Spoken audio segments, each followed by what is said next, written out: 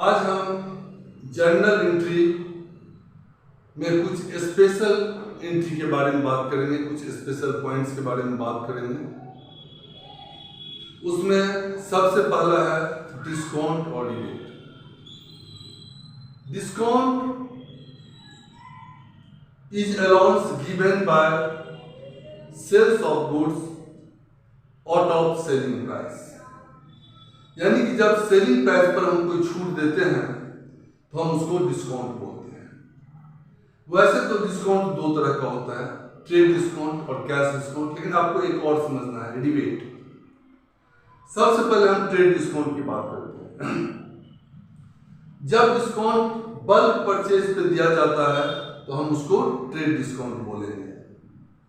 Trade discount हमेशा quantity of goods पर दिया जाता है, जबकि कैश डिस्काउंट प्रॉम्प्ट पेमेंट पे दिया जाता है, यानी कि हम पेमेंट करते हैं उस पर जो डिस्काउंट दिया जाता है उसको हम कैश डिस्काउंट बोलते हैं। अब हम बात करते हैं रिबेट की। रिबेट अलग तरह का डिस्काउंट होता है। ये कैश डिस्काउंट और ट्रेड डिस्काउंट से अलग डिस्काउंट होता है। रिबेट जैसे गुड्स पुअर क्वालिटी का गुड्स है या कुछ डिफेक्ट्स है, उसके कारण जब डिस्काउंट दिया जाता है उसको हम रिबेट बोलते हैं। ट्रेड डिस्काउंट को हम बुक्स ऑफ अकाउंट में नहीं दिखाते, उसको हम क्या करते हैं, जैसे मान लीजिए लिस्ट प्राइस है 10,000, लिस्ट प्राइस है 10,000 और इस पर ट्रेड डिस्काउंट है 10%, तो हम लिस्ट प्राइस में से पहले 1,000 माइनस कर देंगे। 1,000 दैट मींस द 10% ऑफ 10,000। अब सेल्स ये 9,000 कंसीडर किया जाएगा और कैश डिस्काउंट की कैलकुलेशन हमेशा इस अमाउंट पे होती है, यानी कैश डिस्काउंट की calculation after deduction of trade discount होती है।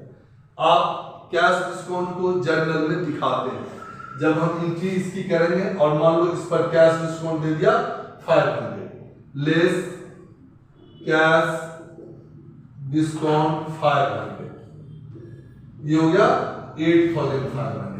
तो जब हम इसकी जर्नल एंट्री पास करेंगे, आप फॉर्मेट पूरा कर लेना, तो हमने सपोज कि you purchase a goods of rupees 10,000, आपने 10,000 की गुड्स खरीदी, 1,000 आपने को ट्रेड डिस्काउंट मिला 9,000, तो हम परचेज में डाल जो एंट्री होगी वो होगा 9,000। तो हम करेंगे परचेजेज अकाउंट डेबिट 9,000 और 2 आपके पास कैश कितना आया, कैश आया 8,500 और आप इसमें लिखेंगे डिस्काउंट रिसीव 500। ये हो गया जब आपने परचेज। यही अगर हम सेल करेंगे तो इसकी एंट्री होगी। अगर सेम एंट्री में मान लीजिए कि आपने सेल करा तो इसमें एंट्री क्या होगी, तो आपके पास कैश आएगा, debit what comes in cash account debited, और यहां पर डिस्काउंट आपके लिए एक्सपेंस है, तो debit all expenses and losses, तो वहां लिखेंगे हम discount allowed account debited to sales account. अब यहाँ पर कैश में डलेगी 8,500, डिस्काउंट अलॉट में 500 और सेल्स कंसीडर होगा 9,000। यानी कि जब हम डिस्काउंट देते हैं तो trade discount LP list price में से माइनस कर दी जाती है और सेल हो या परचेज वो after the deduction of the trade discount गिनी जाती है, और कैश डिस्काउंट चूंकि प्रॉम्प्ट पेमेंट के लिए होता है उसको हम एक्सपेंस ट्रीट करते हैं। अगर हम किसी गुड्स के लिए रिबेट देते हैं, मान लीजिए आपने कोई गुड्स बेचा और वो गुड्स जिसको बेचा वो उसको पुअर क्वालिटी ट्रीट कर रहा है या सच्ची मुच्ची गुड्स की क्वालिटी पुअर है, तो वहां पर आप रिबेट आपके लिए एक्सपेंस होगा। हम एंट्री करेंगे रिबेट अकाउंट डेबिट टू जिस बंदे को आपने बेचा, तो rebate account debit to debtors account. अगर मान लीजिए कि आपको रिबेट मिला, वहां रिबेट आपके लिए इनकम होगा, तो हम एंट्री करेंगे creditors account debit to rebate. अब हम कुछ और स्पेशल एंट्री की बातें करते हैं कि और अकाउंटिंग में कुछ स्पेशल एंट्री हैं जिसकी अब हम बातें करेंगे। अब जैसे बैड डेट्स। बैड डेट्स का मतलब होता है कि आपने किसी को गुड्स बेचा, वो आपका डेटर हो गया, वो बाद में पैसा देने की पोजीशन नहीं है, पैसा आपको नहीं दे रहा है, तो उसको हम लोग बैड डेट्स बोलते हैं। तो अगर मान लो कि राम को आपने 10,000 रुपीज का गुड्स बेचा और राम ने पूरा का पूरा पैसा आपको नहीं दिया, तो वहां पर सारा पैसा बैड डेट्स में चला जाएगा। तो हम यहाँ एंट्री करेंगे bad debts account debit to Ram, और पूरे के पूरे 10,000 और 10,000। इसी में एक और सिचुएशन पढ़ते हैं कि मान लो राम ने पार्ट से ली, राम से कुछ पैसा आया, उसके ऑफिशियल रिसीवर से आपको 60% मान लो कि पैसा आ गया। तो जब इस तरह के कंडीशन में पैसा आता है तो debit what comes in, cash और बैंक, जो भी जिस मोड में आया हो, अकाउंट डेबिट। आपका बैड डेट्स आपके एक्सपेंस आपके लिए हो गया, तो debit all expenses and losses, bad debts account debit to Ram. अब जितना पैसा आया, मान लीजिए 60% आ गया, 10,000 का 60%, 6,000 हो गया कैश में, 4,000 नहीं आया वो बैड डेट्स में, 10,000 चला गया राम। अगली एंट्री करते हैं। अब हम कुछ ऐसे एंट्री की बात करेंगे जहां आप प्रॉफिट नहीं कमाते हैं, आपको ऑन कॉस्ट सब कुछ करना पड़ता है।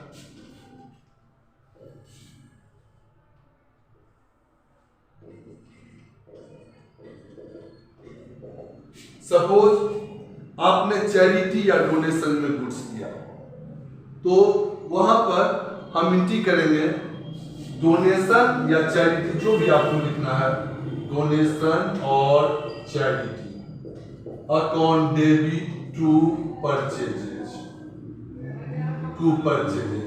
कई बार क्वेश्चन में आपको कंफ्यूज करने के लिए इसका सेल प्राइस और परचेज प्राइस दोनों दिया होगा, आप हमेशा परचेज प्राइस यूज करेंगे। अब जैसे होता है goods distributed as free sample, एक और नया हमने बनाया goods distributed as free sample. जब भी इस तरह का होगा तो आप इसमें एंट्री करेंगे एडवर्टीजमेंट और सैंपल, जो भी आपकी इच्छा हो, अकाउंट डेबिट टू परचेजेज। अब हम इसमें करेंगे एडवर्टीजमेंट और sample account debit to purchases. अब मान लीजिए कि गुड्स आपने लॉस्ट किया किसी तरह, चाहे वो थेफ्ट हो चाहे फायर हो, इसके कारण आपका गुड्स लॉस्ट होता है। तो अगर आपका गुड्स लॉस्ट होता है तो हम करेंगे loss of stock, loss of stock by, या तो थेफ्ट है या फिर फायर है, जो भी होगा आप लिखेंगे अकाउंट डेबिट टू परचेज। मान लीजिए आपने 10,000 की गुड्स थी जो आग लग गई और आपकी गुड्स डिस्ट्रॉय हो गया, तो आपने एंट्री किया कि loss by fire account debit to purchase. अगर ये हो गया, अब ये गुड्स अनइंश्योर्ड है, आपके लिए सारे एक्सपेंस हो गए। लेकिन अगर यही गुड्स इंश्योर्ड होता तो आप क्या करोगे, क्लेम करोगे, किसको, इंश्योरेंस कंपनी को। तो इंश्योरेंस कंपनी, तो इस केस में हम एंट्री करेंगे insurance company account debit to loss by fire. हमने 10,000 की क्लेम कर दी। अब यहां पर दो सिचुएशन बनता है। सिचुएशन नंबर 1, पहला सिचुएशन बनता है कि इंश्योरेंस कंपनी ने आपको सारा पैसा दे दिया, यानी कि पूरा का पूरा क्लेम उन्होंने मान लिया। तो उस केस में आप करेंगे bank account debit, bank account debit to insurance company. अगर मान लीजिए इंश्योरेंस, तो यहाँ पर पूरे 10,000 इंश्योरेंस कंपनी से आपको मिल गया। ऐसा भी हो सकता है कि इंश्योरेंस कंपनी आपको पूरा पैसा नहीं दे, यानी कि इंश्योरेंस कंपनी बोले कि नहीं भाई 800 का ही लॉस हुआ, मैं इतना ही दूंगा। तो उस केस में आप करेंगे फिर से बी केस में, bank account debit loss by fire account debit to insurance company. Bank में लिखेंगे 8,000, क्योंकि उन्होंने 8,000 का क्लेम एडमिट किया और 2,000 आपका अपना लॉस हो गया और 10,000 आपको टोटल हो गया। आप यहाँ पर देख रहे हैं इंश्योरेंस कंपनी को, चूंकि आपने 10,000 से क्रेडिट किया था, इसे डेबिट किया था, इसलिए आपको इंश्योरेंस कंपनी को 10,000 से क्रेडिट करना पड़ेगा। अब हम और भी कुछ स्पेशल एंट्री की डिस्कशन करेंगे।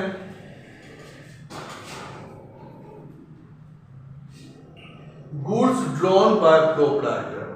अगर कोई प्रोप्राइटर यानी ओनर गुड्स अपने लिए ले जाता है तो हम उसको एंट्री करेंगे। इसमें पर्सनल यूज लिखा होगा या डोमेस्टिक यूज लिखा होगा, कोई भी वर्ड हो सकता है। तो इस केस में हम एंट्री करेंगे drawings account debit, drawings account debit to purchase, क्योंकि जब ओनर अपने लिए गुड्स ले जाएगा तो उसमें वो प्रॉफिट नहीं कमाएगा।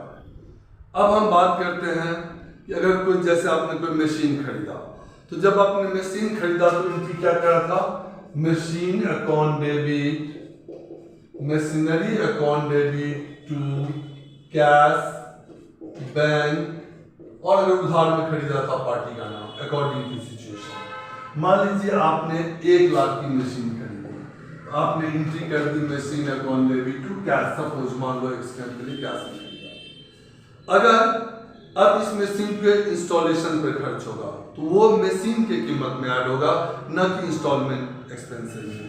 तो हम वहां भी यही एंट्री करेंगे। मान लीजिए कि इसको इंस्टॉलेशन में आपके 10,000 रुपये खर्च हुए, तो हम करेंगे machinery account debit to cash, इसकी भी एंट्री हम सेम करेंगे और इसमें डालेंगे 10,000।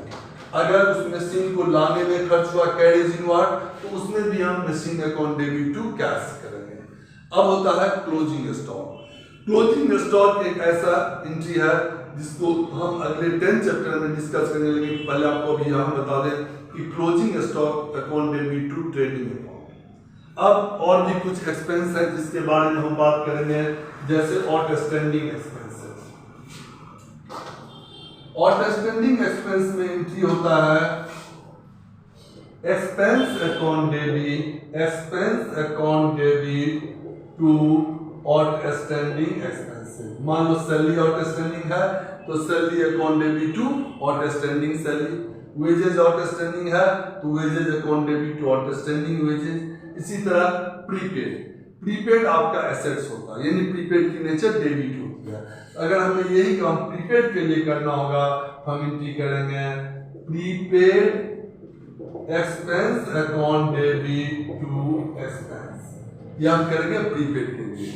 अगर एक्रूड इनकम, एक्रूड इनकम का मतलब होता है income earned but not yet received, यानी income earned but not yet received, तो उसमें हम करेंगे, ये हमारे लिए एसेट्स बन जाएगा, हम करेंगे accrued income, income account debit to income account. हम इसमें क्या करेंगे, accrued income account debit to income account. अब हम कुछ और करते हैं, जैसे इनकम रिसीव्ड इन एडवांस, तो ये आपके लिए लायबिलिटीज बन जाएगा।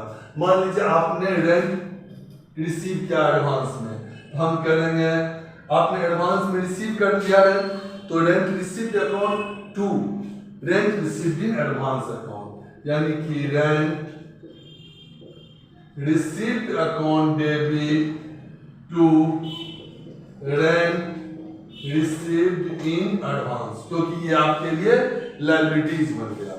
अब हम बात करते हैं डेप्रिसिएशन का।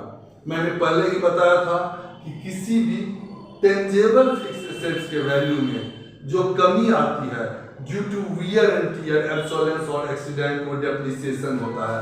डेप्रिसिएशन आपके लिए एक्सपेंस है, हम इसमें एंट्री करेंगे depreciation account debit to assets account. जिस एसेट्स पर डेप्रिसिएशन होगा उस पर हम लिख देंगे।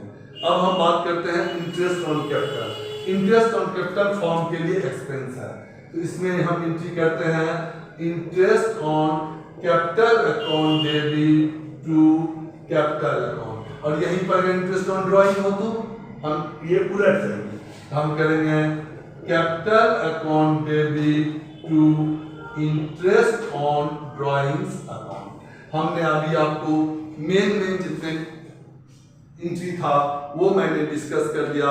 अब कुछ क्वेश्चन बेस्ड एंट्री हम अगले वीडियो में डिस्कस करेंगे, या अगले बार जब हम वीडियो बनाएंगे इस पर तब डिस्कस करेंगे। अगर आप लोग को किसी एंट्री में प्रॉब्लम हो तो कमेंट पर लिख सकते हैं, तो मैं वो स्पेशली आपको बता दूंगा, स्पेशली मैं उसका वीडियो बना के डाल दूंगा। और तब तक के लिए इस वीडियो को शेयर, लाइक और सब्सक्राइब जरूर करिए। अब हम आगे लेजर पढ़ेंगे अगले चैप्टर।